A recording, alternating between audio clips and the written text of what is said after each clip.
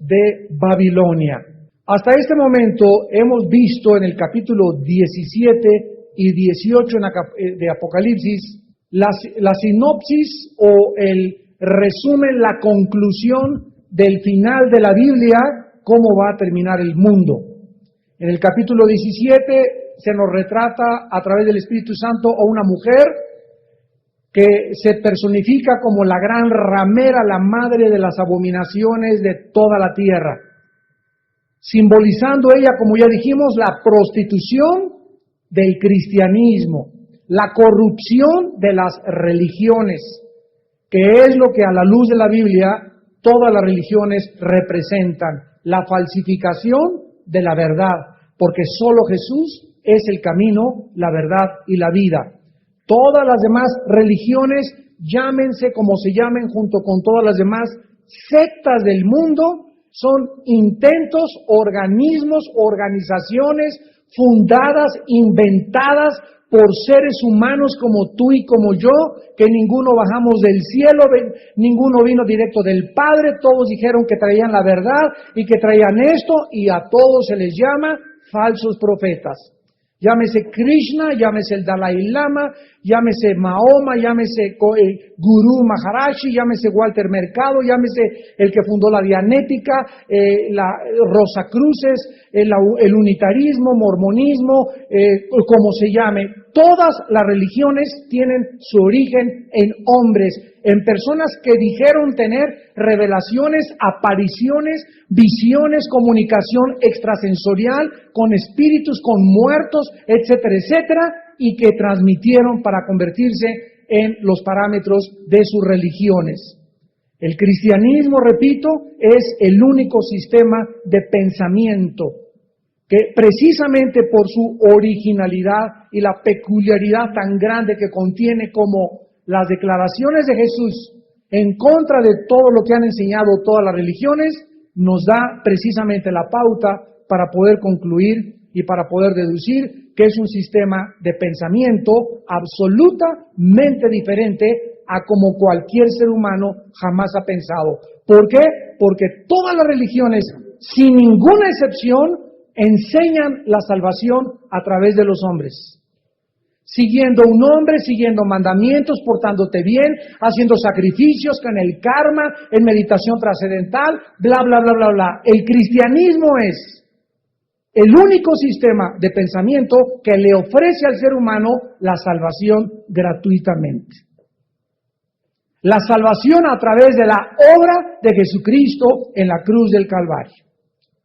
Entonces en Apocalipsis 17 el Espíritu Santo nos retrata a las religiones como la corrupción de la moral, de la ética del ser humano, aunque algunas contienen principios éticos loables y altruistas. Sin embargo, ninguna puede conducir y llevarnos al cielo más que la sangre derramada en la cruz del Calvario. Y en Apocalipsis 18 se nos presenta a esta ciudad que va a concentrar a las religiones del mundo en un sistema interreligioso que se llama ecumenismo, mezcla de todas las religiones con el propósito de que debemos tener tolerancia religiosa y de que todas van al cielo y de que todas dicen algo de verdad y que todas las religiones son buenas sabiéndolas llevar. Se presenta a esta misma ciudad, pero desde otro punto de vista comercial. En el Apocalipsis 17 es religioso, en el capítulo 18 es político y comercial. La Babilonia que se convertirá en el centro del comercio internacional. Esta ciudad, que va a estar localizada, ya hemos visto en las conferencias anteriores, en el país de Irak. En el país de Irak.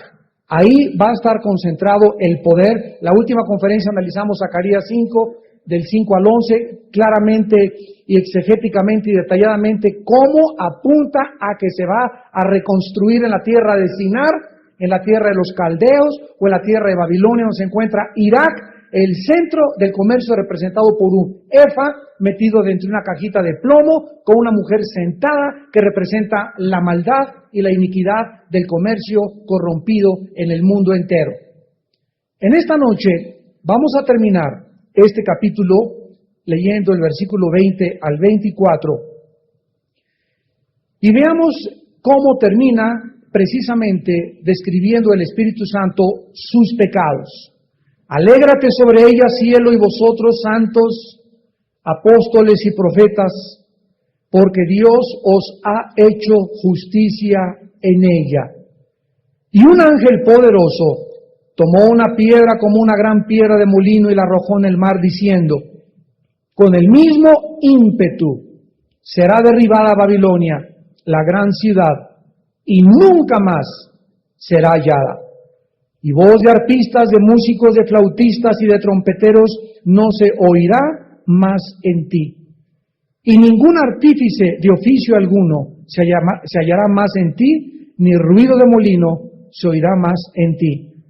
Luz de lámpara no alumbrará más en ti, ni voz de esposo y de esposa se oirá más en ti. Porque tus mercaderes eran grandes, o los grandes de la tierra, pues por tus hechicerías. Se menciona que detrás de todo este sistema religioso y comercial político existen poderes de la brujería. Por tus hechicerías fueron engañadas todas las naciones, y en ellas se halló la sangre de los profetas y de los santos y de todos los que han sido muertos en la tierra. En el versículo 20 encontramos en primer lugar una grande fiesta en el cielo, un gran regocijo de las criaturas angelicales, donde se les ordena que se alegren y que se gocen en el cielo y en la tierra todos aquellos que siguen a Jesucristo, principalmente los líderes de Cristo como los apóstoles y los profetas. El colapso o la caída de Babilonia significará principalmente 5 cosas. Número 1, que la maldad del mundo será conquistada. Hace algún tiempo y continuamente nos hacen la misma pregunta: si Dios es todopoderoso, ¿por qué no acaba con el diablo? Si Dios es tan grande y tan bueno y tan misericordioso, ¿por qué no ha acabado con la maldad?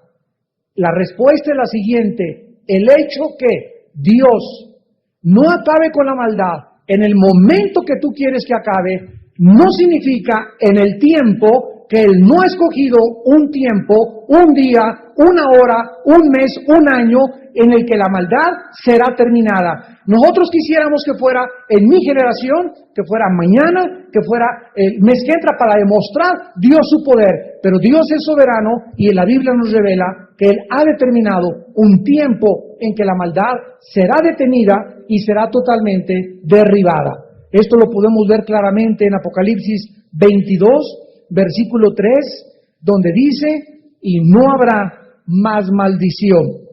Detrás de todo el mundo, detrás de todos los sistemas, detrás de todos los matrimonios, detrás de todos los seres humanos, detrás de todas las ciudades y de todas las culturas, la Biblia menciona que existen maldiciones. ¿Qué son las maldiciones? Son poderes negativos, fuerzas de las tinieblas que se encuentran detrás del individuo, del matrimonio, de una familia, de una nación, del mundo entero, con el propósito de destruirnos, de desviarnos de la verdad, de afectar nuestra mente, de que no pensemos coherente ni lógicamente, que no tengamos una luz, que andemos bandeando, que estemos en tinieblas, que tu matrimonio se desintegre, que mi vida no tenga propósito ni significado, que la nación sea corrompida, que sea atacada por un golpe de Estado, que haya revoluciones. Detrás de todo lo que existe, la Biblia menciona la maldición. Y esta maldición, ¿cuándo se inició? La Biblia dice que en el jardín del Edén, donde puso Dios a la primer pareja, y como resultado de su desobediencia y del rechazo a las leyes divinas establecidas por el legislador cósmico del universo, Dios entonces permitió que la maldad entrara, que la maldición nos persiguiera.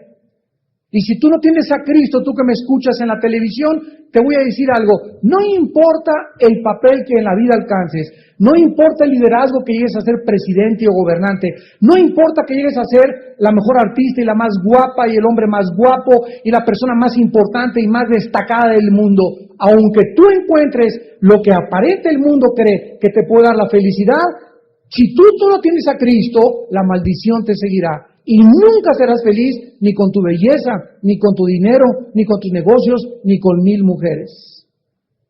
Porque para poder disfrutar y para poder encontrar el significado y el propósito de la vida, necesitamos a Jesucristo.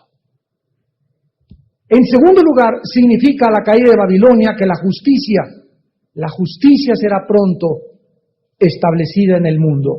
Esto lo vemos desde Apocalipsis 11. Al 18. Dice Apocalipsis 11, versículo 15, en la séptima trompeta. Y hubo grandes voces en el cielo que decían: los reinos del mundo han venido a ser de nuestro Señor y de su Cristo. Ya no estará aquí un presidente, ni en Estados Unidos, ni dictadores, ni monarcas, ni reyes. Ahora todos los reinos, todas las naciones, todos los gobiernos estarán en la mano del Hijo de Dios. El que fue crucificado hace 2000 años tendrá el poder de gobernar las naciones del mundo, y a su derecha y a su izquierda estaremos los santos de Él, gobernando como corregentes al lado del Rey de Reyes y Señor de Señores. Y dice la Biblia, y Él reinará por los siglos de los siglos. Versículo 17 y 18. Diciendo: te damos gracias, Señor, Dios Todopoderoso, el que eres y que eras y que has de venir, porque has tomado, aquí está otra vez, has tomado. Jesús, ¿a qué viene? Viene a tomar ese poder. ¿A quién se lo viene a quitar? A Satanás. A Satanás, que se le llama en la Biblia el príncipe y el Dios de este mundo. Se lo viene a quitar después del derecho que él tuvo al haber vencido en la cruz del Calvario el pecado, la muerte y a Satanás. Has venido a tomar tu gran poder y has reinado. Y se airaron las naciones y tu ira ha venido. Y el tiempo de juzgar a los muertos y de dar el galardón a tus siervos los profetas, a los santos, a los que temen tu nombre, a los pequeños y a los grandes, y de destruir a los que destruyen la tierra. Este tiempo en el cual Jesús viene a tomar el poder y el control del mundo es el mismo tiempo en el que Él viene a recompensarnos.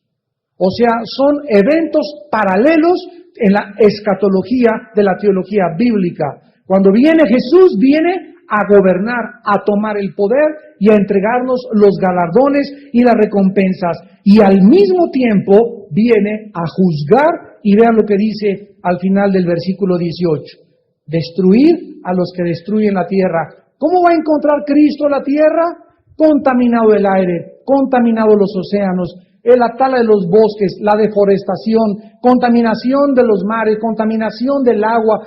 Todo, absolutamente, el ser humano va a resultar un pobre administrador del planeta que Dios nos dio hace aproximadamente 6000 años.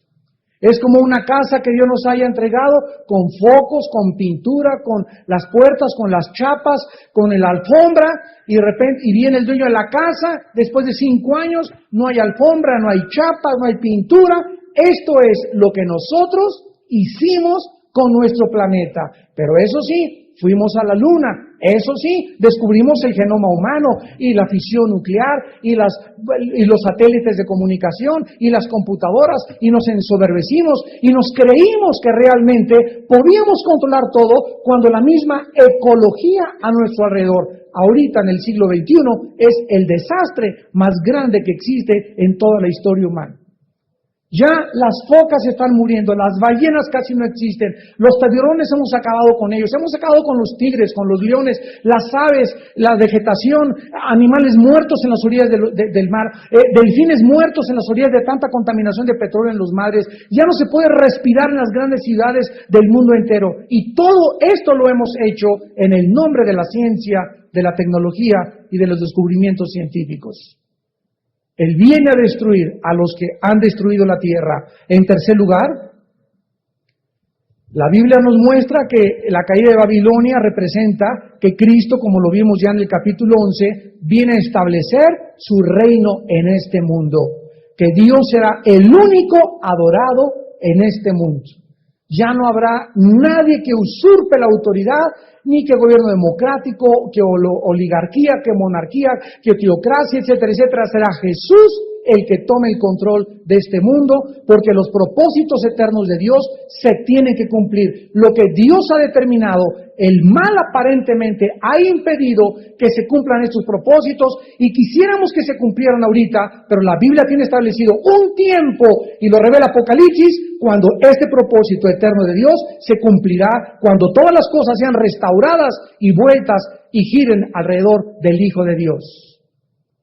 Y la caída de Babilonia significará también que todos aquellos que fueron abusados, que fueron perseguidos y sacrificados, los mártires, los cristianos que han sufrido calumnias, etcétera, etcétera, en ese día serán vindicados. En el libro de Nahum, capítulo 1, versículo 2, el profeta escribió: Jehová es Dios celoso y vengador. Jehová es vengador y lleno de indignación. Se venga de sus adversarios y guarda enojo para sus enemigos. Por eso la Biblia nos manda: no le paguen a nadie mal por mal. Mía es la venganza, dice el Señor, yo daré el pago. En la segunda carta a los tesalonicenses, capítulo 1, versículos del 7 a 9, el apóstol Pablo escribe: y a ustedes que son atribulados, darles reposo con nosotros cuando se manifieste el Señor Jesús desde el cielo con los ángeles de su poder, en llama de fuego para dar retribución. Esta palabra ekdikesis en el griego significa venganza, vindicación o castigo. Jesucristo viene a castigar, viene a vengarse, viene a vindicarnos. A nosotros que somos atribulados, darles descanso cuando se manifieste con los ángeles de su poder, para dar retribución a los que no conocieron a Dios ni obedecen el Evangelio de nuestro Señor Jesucristo, los cuales sufrirán pena de eterna perdición, excluidos de la presencia del Señor y de la gloria de su poder, cuando venga en aquel día para ser glorificado en sus santos y ser admirado en todos los que creyeron, por cuanto nuestro testimonio ha sido creído entre vosotros. Estas 5 razones pues se nos dan, que serán como consecuencia de la caída de la ciudad comercial, del comercio, de la prostitución religiosa y de toda la maldad que se concentrará precisamente en la nación de Irak en los próximos años. Regresamos a Apocalipsis y dice el versículo 21 al 23, que esta destrucción será violenta. Un ángel poderoso tomó una piedra como una gran piedra de molino y la arrojó en el mar diciendo: con el mismo ímpetu será derribada Babilonia, la gran ciudad, y nunca más será hallada. Vemos que es el retrato de un ángel tomando una gran piedra y arrojándolo al mar. Es el mismo retrato de Jeremías 51, 60 al 64, dándonos a entender que es la nación de Irak. Y de los versículos 23 al 24 se mencionan los 4 pecados. En otras palabras, las 4 abominaciones más grandes que Dios considera desde su perspectiva y no desde la nuestra, como lo que puede verdaderamente corromper, leudar, minimizar, destruir a un hombre, a una familia, a un matrimonio, a una iglesia, a una nación. Y el primer pecado que se menciona, está en el versículo 23. Luz de lámpara no alumbrará más en ti, ni voz de esposo ni de esposa oirá más en ti, porque tus mercaderes eran los grandes de la tierra. Vemos en primer lugar lo que dice: tus mercaderes eran los grandes, o sea, los prominentes, los arrogantes por su dinero. Todas las personas en la vida que han hecho dinero, que han ocupado un puesto elevado, que han llegado a ser amos, han esclavizado, se han vuelto prepotentes, se han vuelto arbitrarios, y no solamente en el ámbito secular, sino también en el ámbito espiritual, porque existen cantidades de líderes espirituales que nos pueden escuchar a través de la televisión, inclusive pastores que ya se han corrompido, que se han prostituido y que se han enseñoreado de sus ovejas y se han vuelto arbitrarios, se han vuelto prepotentes, le prohíben a las ovejas que no vayan a ninguna iglesia más que a la suya, que si van a cualquier otro estudio que no sea el de ellos se van a corromper, en fin, los amenazan, usan la coerción, que si les mandan dinero van ellos a recibir miles de bendiciones y si no la maldición los perseguirá. Todo esto es brujería. Cualquier intento del ser humano por controlar a los demás, dominar a los demás, a través de la amenaza, a través del temor, a través de la coerción, es brujería. Por eso Pablo dice, no es que nos enseñoremos de nosotros, sino que somos ejemplo de la fe. Dice en 1 de Pedro 5, para que los pastores no se enseñoreen como teniendo señorío en las ovejas, sino siendo ejemplo de las ovejas. Y cómo hemos visto este fenómeno crecer cada día más y más y más y más en el mundo. Vamos al libro de Isaías capítulo 2 y veamos Isaías capítulo 2, que se describe la venida de Cristo, mencionando otra vez, repetidamente, este pecado que se llama la soberbia. Y veamos qué significa ser soberbio y arrogante, que es el pecado que más abomina a Dios. ¿Saben por qué? Porque es el pecado que hizo caer a Satanás. ¿Dónde comenzó la caída de Satanás? Con la soberbia. ¿Qué es la soberbia? Levantaré mi trono y lo pondré junto al Altísimo y seré igual a Dios, haciéndome igual a Dios. Y ahí pondré mi trono junto a las nubes. ¿Qué es la soberbia? Levantarme y poner a Dios en mi nivel. Y creer que Dios piensa como yo pienso, creer que yo puedo juzgar a Dios, creer que si yo fueras tú, gobernaría el mundo de otra manera. Si yo fuera tú, no hubiera permitido la maldad ni el diablo. Si yo fuera tú, acabaría con las guerras. Es levantarme y ponerme en el nivel de Dios y creer que puedo pensar y actuar como Dios. Es actuar independientemente de Dios. Es poner un trono en mi casa y creer que yo soy el dictador de mi casa, el papucho de mi papucho de la casa, y todos me tienen que servir, y tráigame mis chanclas vieja, préndame el canal 2 ahorita, tráigame mi sopa marucha en este momento, y todo el mundo a mi disposición, llegar a mi trabajo y tronar así a todos los dedos, todos son mis esclavos, a ninguno escucho, no me importa relacionarme con nadie emocional ni sentimentalmente, son mis obreros, es un bolero, es un albañil, es un plomero, no tengo por qué relacionarme con ellos. Esto es lo que Dios odia.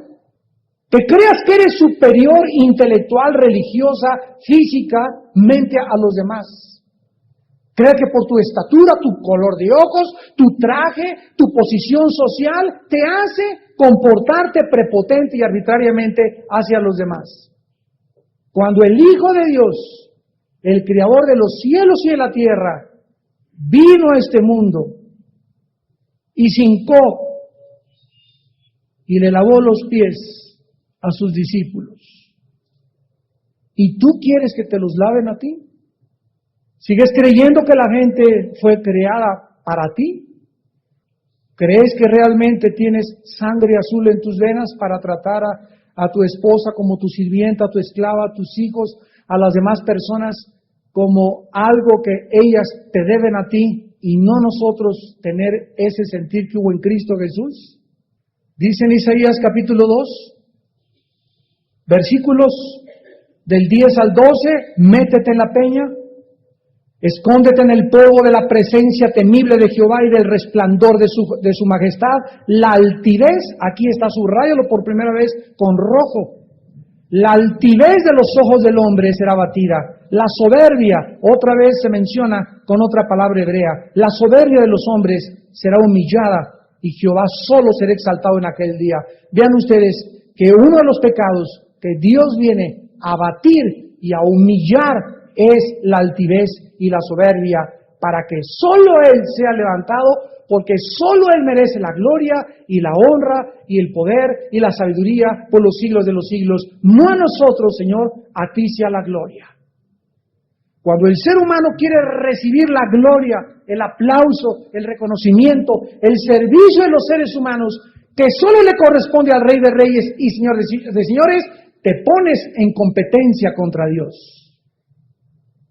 Porque nosotros no fuimos creados para eso. Y esta es la razón por la cual el ser humano, cuando sube al éxito, cuando alcanza el pináculo de la fama y del poder, se marea, se enferma, se corrompe, hace dinero y hasta de su mamá se olvida.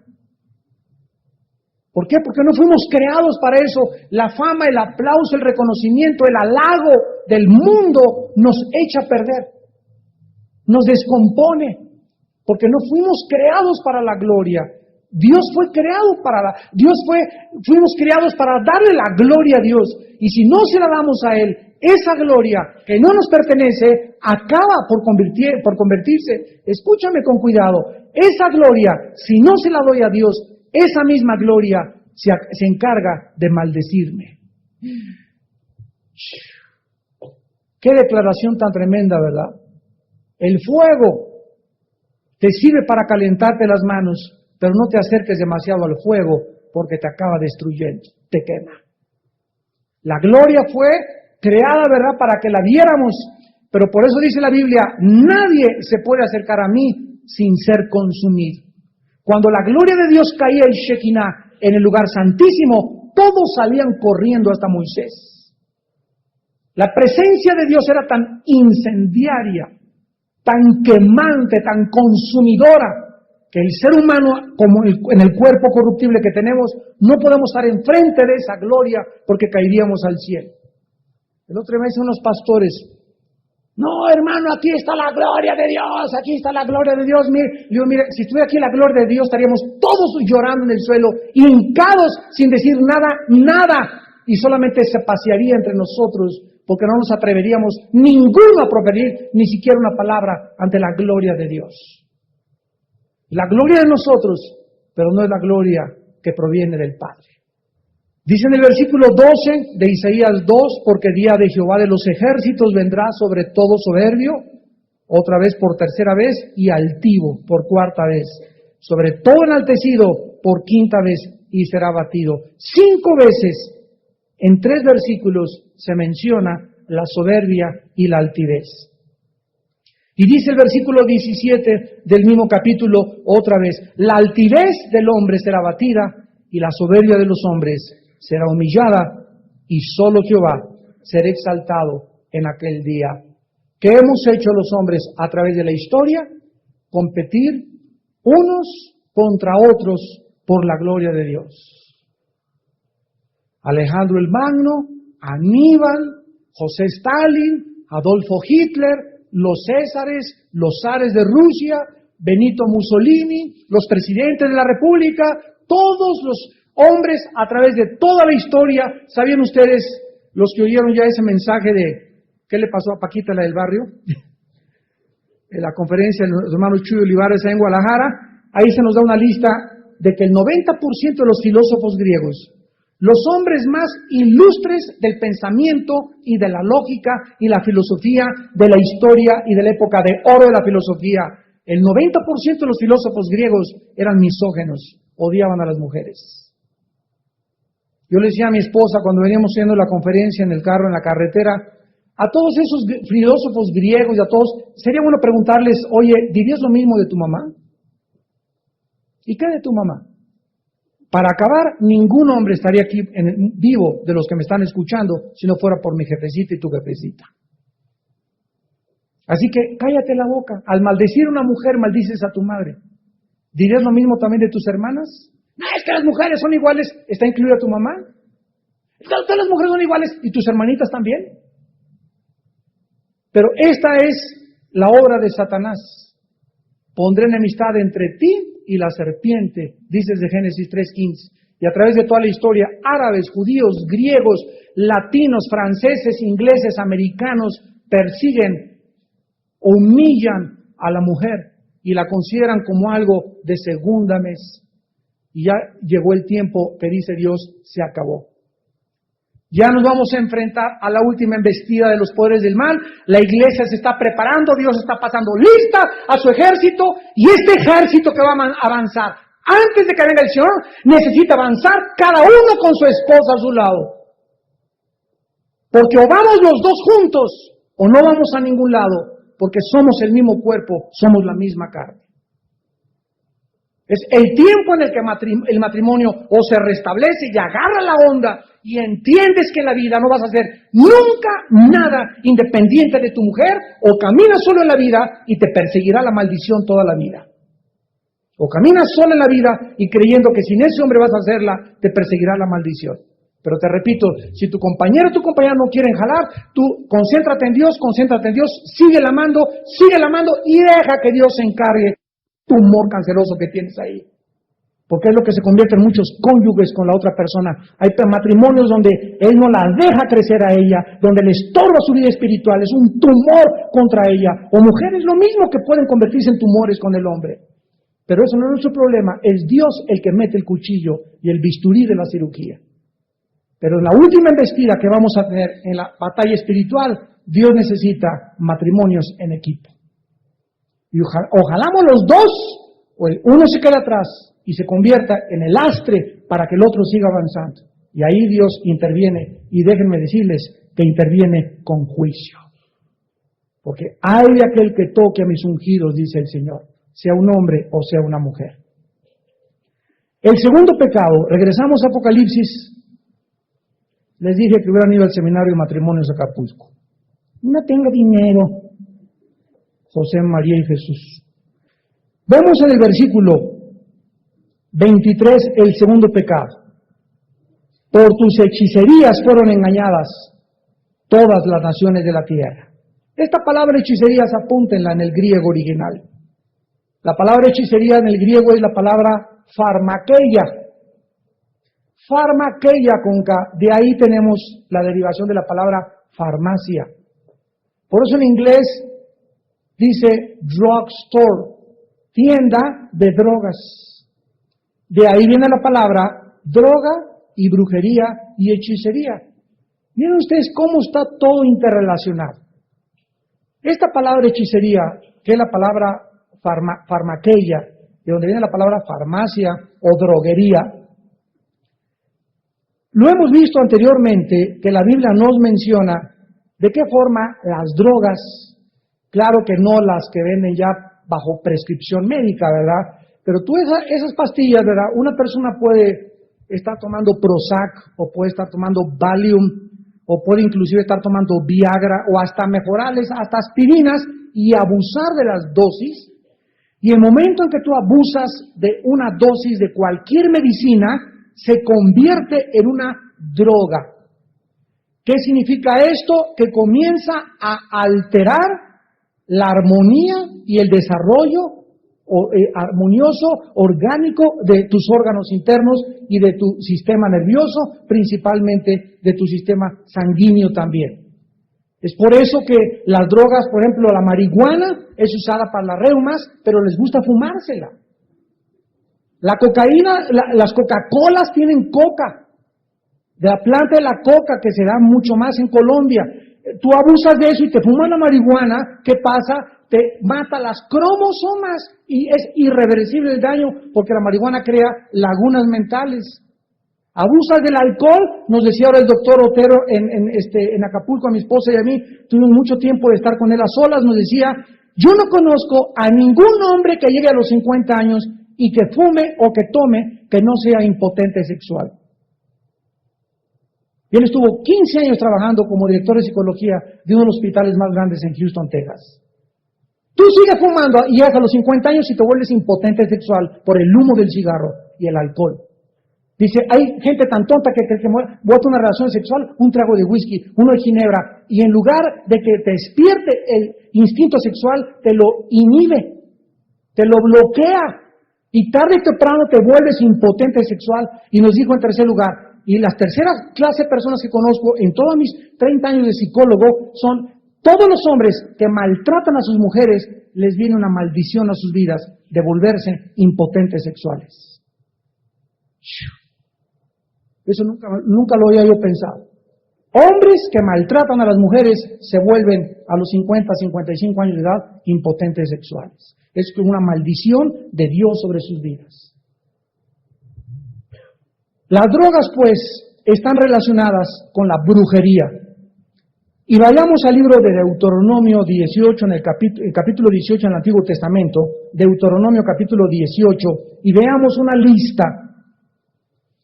lista de todas aquellas ramas de las ciencias ocultas, de la brujería o de la hechicería.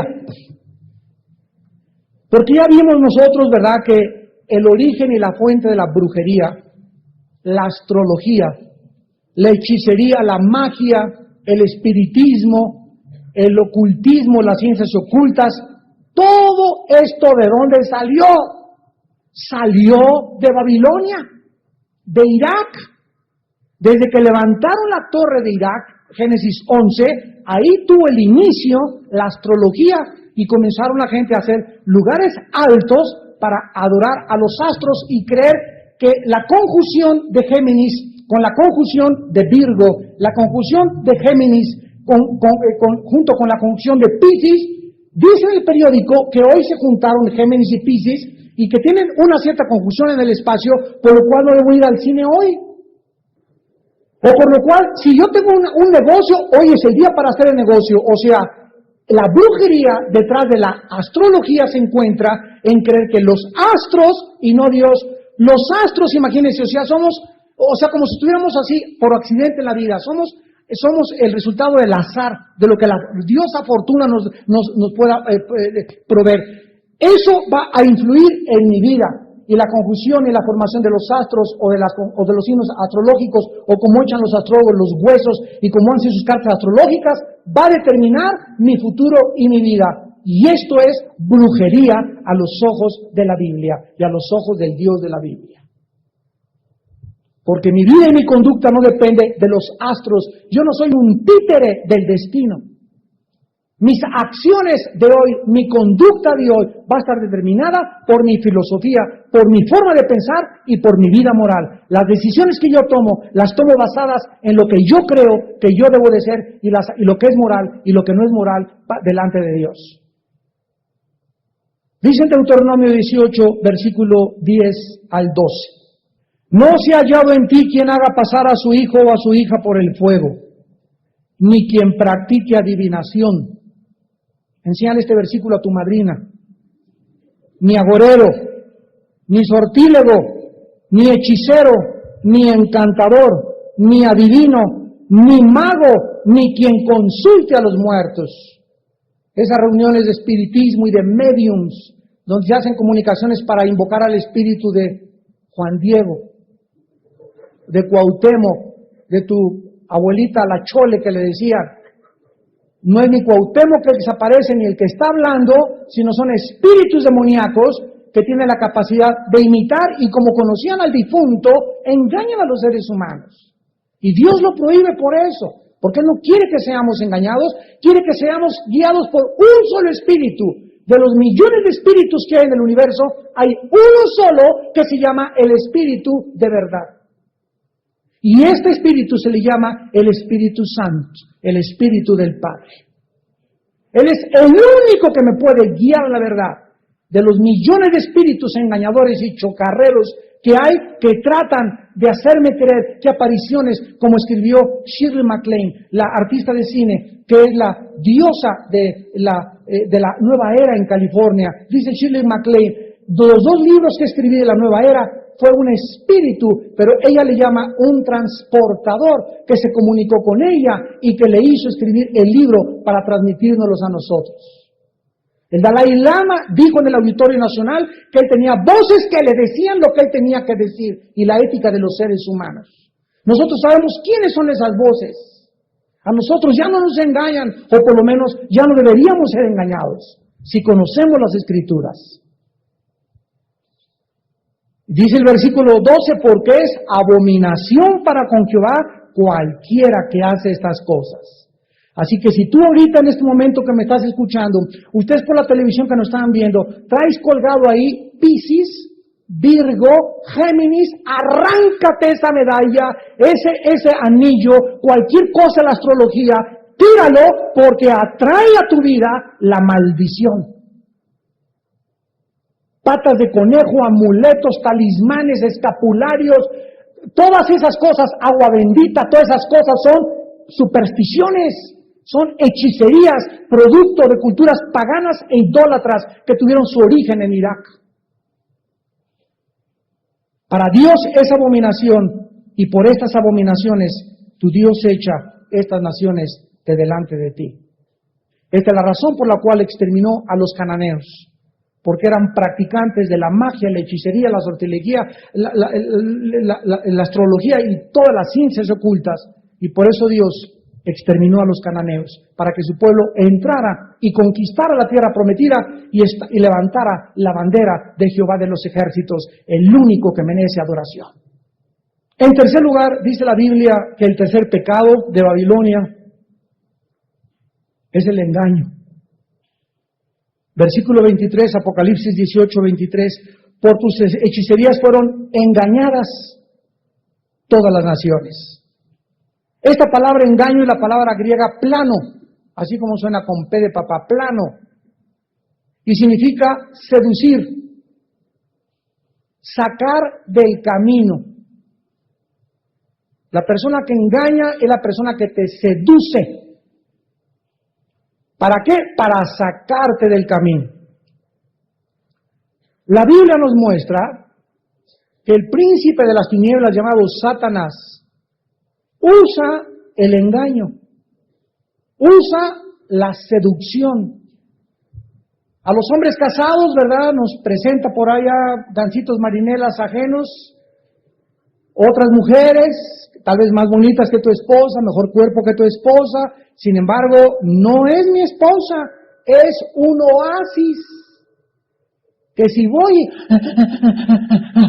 ahí detrás de ella como perrito menso, ¿verdad? Y le tiro la mordida y me como ese gansito marinela, me voy a envenenar, me va algo a entrar a mi espíritu, el espíritu que es de esa mujer extraña, entra a mi espíritu y me comienza a comer y a robarme todo lo que Dios me quería dar en mi matrimonio, en mi familia, en mi negocio, en todas las cosas. El que comete adulterio es falto de entendimiento, corrompe su alma el que te la hace, dice el Señor. Proverbios capítulo 6, versículo 32. Nos seduce. Te seduce con un negocio que te vas a ganar $25,000 y aquí viene la racionalización del pecado. Con eso pago la letra del carro, con eso pago el departamento, con eso me puedo comprar aquellas cosas. Comenzamos a racionalizar. Sin embargo, ¿de dónde viene ese negocio? No viene de Dios, es ilícito, no es permitido, es un atraco, es un fraude. No le entro. ¿Por qué? Porque si lo muerdo y me como ese gansito y entra a mi vida, destruye mi vida, dinero mal habido será maldecido. Seduce el diablo. Y él va a usar muchas cosas para seducirte y te las va a presentar en tu vida como se la presentó a Jesús. Mira los reinos de este mundo. Jesús le dijo el diablo, pero híncate y adórame.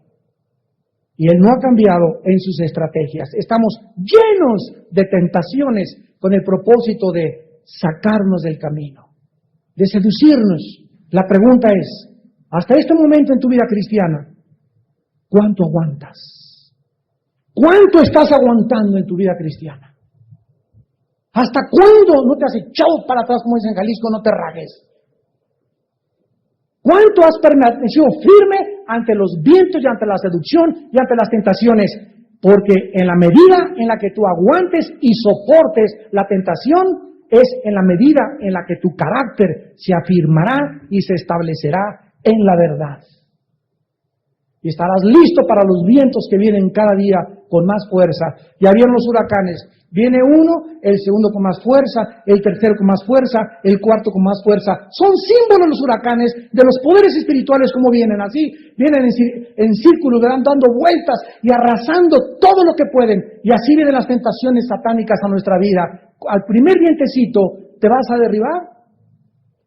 Con la primer chavita que se te apareció ya te vas a ir. con el primer cuate que se te presentó y te dijo, te quiero Lupita, te quiero Beatriz, te quiero Conchita, ahí vas y le vas a entregar tu cuerpo para que te lo manosee, ni siquiera tienes 15 días de salir con él y ya has dejado que te toque tu precioso cuerpo, que eres una joya y un diamante delante de Dios y que solo le va a pertenecer a tu esposo.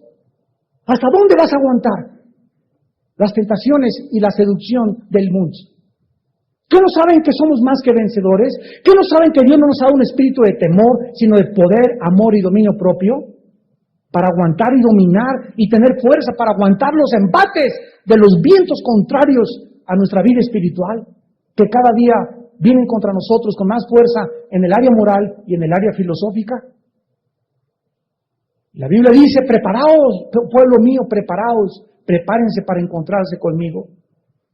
Y tenemos que ser valientes y tenemos que demostrar, al enfrentar las tentaciones, cuánto amamos a Dios. Porque lo único que me hará que no vaya con esa mujer, lo único que me impedirá que no haga ese negocio, lo único que me detendrá para que no sea seducido, sea cuánto amo a mi Jesús. Es el amor a mi Jesús, el amor a mi Señor, lo que me guardará de la impureza y de la inmoralidad, del engaño y del fraude y las tentaciones del mundo. Dice en 1 de Timoteo capítulo 4, versículo 1 al 2. Pero el Espíritu dice claramente, o sea, sin ningún lugar a dudas, que en los postreros tiempos, o sea, estos son los postreros tiempos, los últimos tiempos. Hace 2000 años el Espíritu Santo le reveló a Timoteo que antes de que Cristo viniera, algunos apostatarían de la fe. Apistemi, apostasía se escribió aquí en el griego, apistemi. Muchos apostatarían, o sea, se harían, la palabra apostasía es hacerte a un lado, apartarse de la verdad, salirse del camino. El engaño viene, ya dijimos, para seducirme. El segundo paso es que si caigo en el engaño, ¿qué pasa? Automáticamente me salgo del camino de la santidad. Y cuando me salgo del camino de la santidad, me encuentro en otro camino que se llama el camino de la apostasía. El camino de la apostasía. En ese camino de la apostasía, el camino de la santidad es recto. Y cualquier otro camino nos saca. Y lógicamente, que ya no voy en el camino que me lleva a un destino, sino que en el camino que me saca, comienzo a dar vueltas. Cualquier camino, cualquier seducción, cualquier engaño que nos saque del camino para la derecha o para la izquierda, siempre nos llevará a ningún lado. Nunca llegarás a ningún lado, te encontrarás en la vida dando vueltas. Y aquí te puede pasar 6 meses, 8 meses, 2 años y estás así. Y allá van todos tus hermanos cristianos, ya van cerquita del camino a la tierra prometida, y tú aquí, como botas, ontoy, sin discernir nada, sin saber nada, sin paz, sin gozo, irritable, amargado, frustrado, con resentimiento, murmurador, chismoso, tomando el pecado a la ligera, porque aquí, fuera del camino de la verdad, es donde hacemos nosotros nuestras leyes. Aquí es donde yo decido qué es bueno y qué es malo. Ya no lo decide la Biblia, lo decido yo. Para mí, esto es bueno, esto es malo. No para lo que dice el Espíritu Santo. Es el camino donde te haces Dios. Y no somos dioses. Para dirigir nosotros nuestro camino y determinar qué es bueno o qué es malo. Y finalmente en Apocalipsis 18 terminamos. El cuarto pecado es perseguir a los cristianos o a los creyentes. Dice el versículo 24 que en ella, en Babilonia, se halló la sangre de los profetas y de los santos y de todos los que han sido muertos en la tierra. Quiero que veamos rápidamente en el libro de Gálatas un versículo, en el libro de los Gálatas, un versículo muy importante que determina claramente lo que estamos hablando. Dice Gálatas capítulo 4, versículo 28 y 29.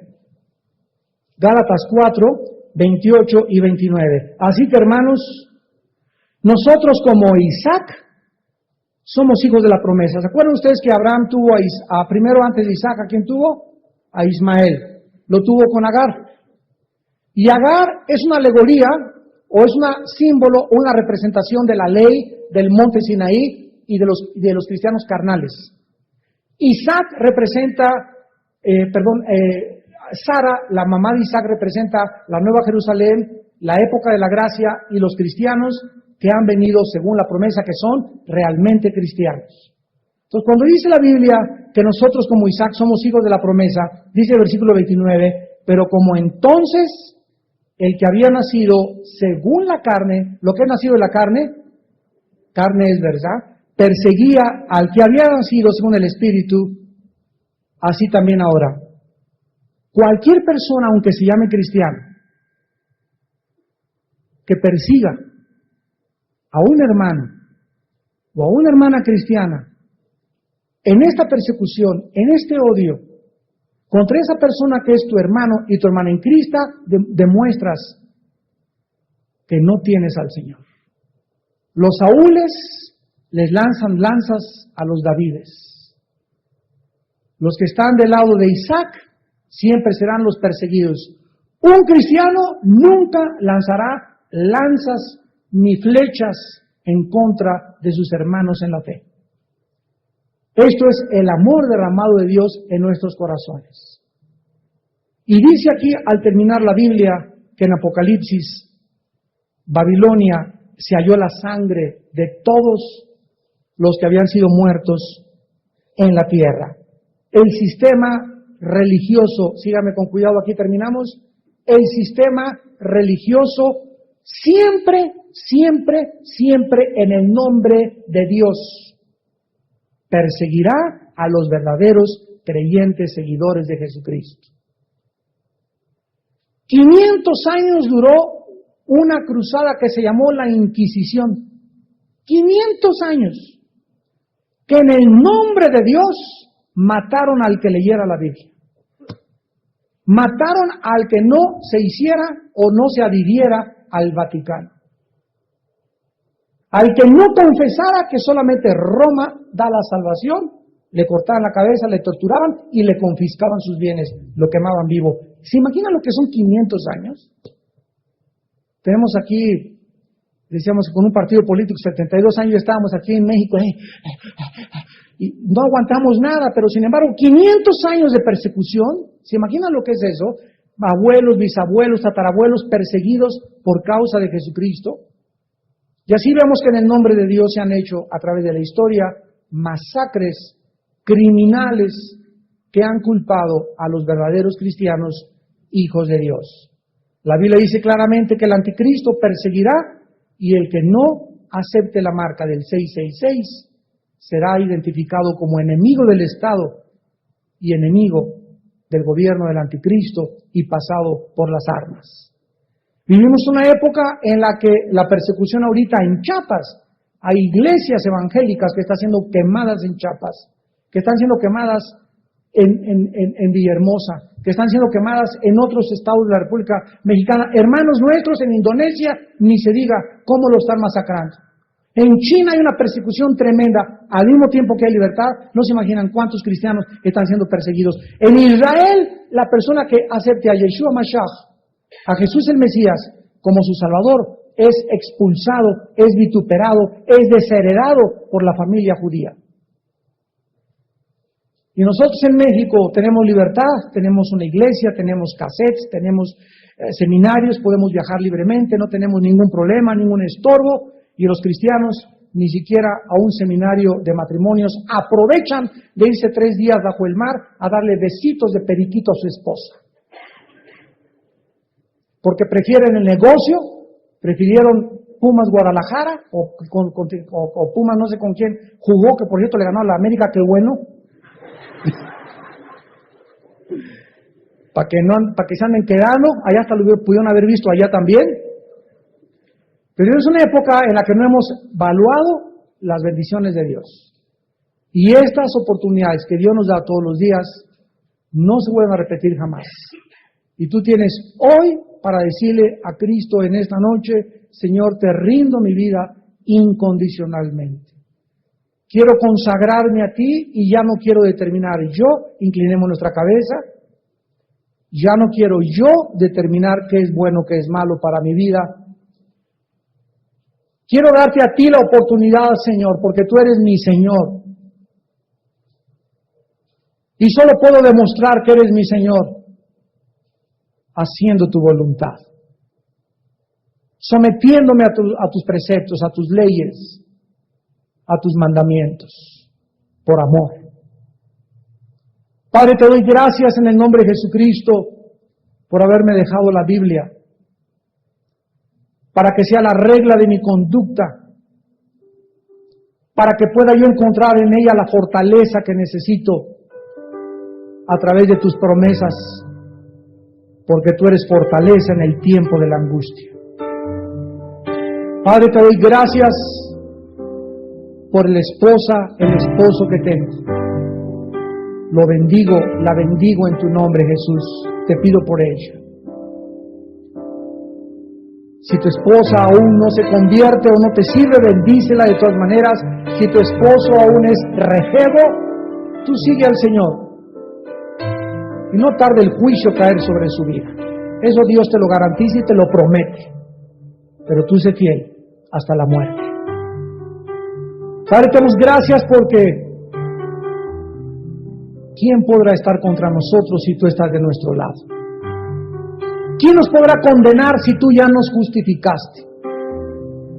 ¿Quién nos podrá tocar un pelo de la cabeza si no se lo permites tú? Tú eres nuestro escudo, nuestro castillo, nuestra fortaleza, nuestra roca, nuestra confianza. No es el dinero, no es la fama, no son las relaciones públicas, no son los hombres, no son las organizaciones, ni los partidos políticos en quien tenemos nuestra confianza. Nuestra confianza está en ti, oh Rey, Señor, Jehová de los ejércitos. Tú eres nuestro castillo y a ti correrá el justo y será levantado. Padre, te adoramos en esta noche, te adoramos y te bendecimos. Te damos a ti toda la gloria, Padre, no a nosotros, a ti la gloria, Señor. Límpianos y purifícanos como el oro de Ofir. Que como un hisopo nos laves con tu sangre preciosa de nuestras maldades y pecados. Y saca, Señor, las intenciones de nuestro corazón. Que las soberbias no se apoderen de nosotros. Que no se enseñoríen de nosotros el orgullo ni la altivez nunca, Señor. Que haya en nosotros ese sentir que hubo en Cristo Jesús. Que ya no hagamos nada por vanidad, ni para agradarnos a nosotros mismos, sino que vivamos para aquel que vive y reina por los siglos de los siglos. En esta noche hay muchos de ustedes que han sido seducidos, engañados y sacados del camino. Vuélvete a mí, dice el Señor, y tendré misericordia y te perdonaré. No te quedes ahí tirado, apostatando y viviendo tú como tu rey, como tu Dios. Vuélvete a mí. Te ungiré con una unción fresca. Te mostraré el camino otra vez. Te secaré tus lágrimas y sanaré tus heridas y las cicatrices que te haya dejado tu vida de pecado. Y si tú no tienes a Cristo en esta noche, ven a la cruz por primera vez. Y encuentra la reconciliación en la sangre derramada en esa cruz. Porque con esa sangre, el Hijo de Dios hizo la paz con su Padre, con nosotros, para entrar a la vida eterna. ¿Qué tengo que hacer? Me preguntarás para comenzar con Cristo esta noche. Para llamarme un verdadero creyente, un verdadero cristiano. La Biblia dice, número 1, que te arrepientas de tus pecados. Arrepiéntete de tus pecados. Dios te ordena y te manda que te arrepientas. Porque Él ha establecido un día en el cual ha de juzgar a los vivos y a los muertos. Y si tú mueres y no tenías el arrepentimiento de tus pecados, te condenarás eternamente en el infierno. Esto no es una amenaza de Dios, es una advertencia en su infinito amor. Y Él te muestra tu final, no te amenaza, te muestra dónde puedes terminar si te sigues burlando de Él. En segundo lugar, dice la Biblia que creas en Jesús como el Hijo de Dios. Y que ahí desde tu lugar, ahí en la televisión, donde ustedes nos están viendo, en la sala, en la cárcel, en el restaurante, ahí donde estás, dile a Dios estas palabras en este instante. Señor mío y Dios mío, te pido perdón por mis pecados, me arrepiento de ellos, creo que en la cruz pagaste con tu sangre por ellos y te pido que entres a mi vida. Te recibo como mi Señor y mi Salvador. Recibo la vida eterna en tu nombre, Jesús, y el poder de ser libre de la potestad y el poder de las tinieblas. Que tu Espíritu Santo me guíe siempre a toda la verdad, porque no quiero jamás volver a ser engañado ni engañada. En el nombre de Jesús. Amén.